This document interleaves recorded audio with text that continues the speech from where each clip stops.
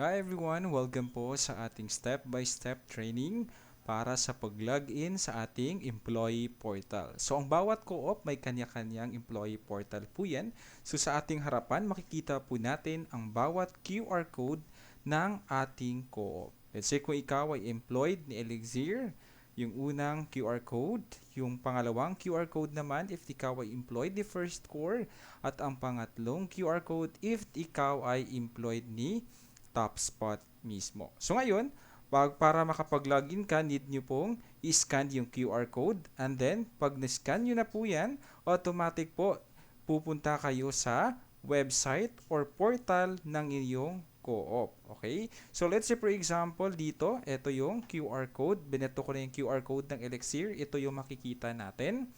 Okay, pag binato ko naman or pag giniscan ko yung QR code ni TopSpot, ito din yung lalabas at ito naman yung portal if in case ako naman ay employed ni First Core. Okay, so ngayon, dito, ang ating username at password ay need nating alamin. Sir, ano nga ba ang aking username?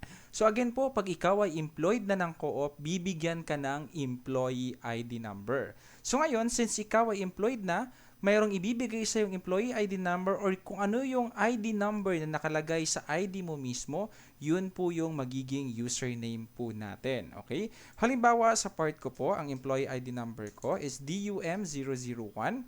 Okay, sir, ano nga ba ang password? So, mayroon tayong tinatawag na default password. Pag sinabing default password, yan po ay temporary password at need po nating i-reset once na-enter na po natin yung default password. So, ang default password po natin is yung ating birthday. Halimbawa, let's say ako ay pinanganak noong January 1, 2007. Okay? So, ang ilalagay ko po dito as default password, 01012007. Okay? So, ganito po ang format natin pag naglagay po tayo ng default password based po sa birthday po natin.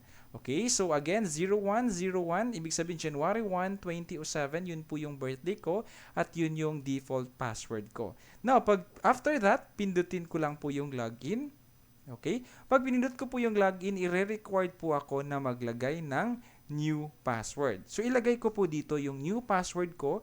Dapat yung password na yon ay ako lang nakakaalam at hindi ko po ito pwedeng i-share kahit kanino para at least maiwasan po natin na ma-access ng ibang tao yung ating password. Okay? So, halimbawa, ilagay ko dito yung aking bagong password sa new, tapos ulitin ko lang ulit, tapos pindutin ko po yung continue. Okay? So, pag pinindot nyo po yung continue, uulit po kayo dito. So, para makapag-login kayo ulit, type nyo lang ulit yung employee ID number ninyo.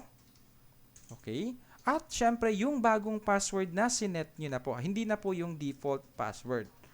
Okay? Tapos, pindutin ko lamang yung login button. Okay? So, once na nakapag-login ako, ayan, makikita ko na po yung employee portal ko po dito. So, sa employee portal, makikita ko ang menu ng announcement. Okay? Makikita ko dito yung dashboard, application, report, employee inquiry, at yung health menu. So, ganito lang kabilis at ganito lang kadali para ma-access po natin ang ating employee portal sa ating co-op. Okay? Maraming salamat po.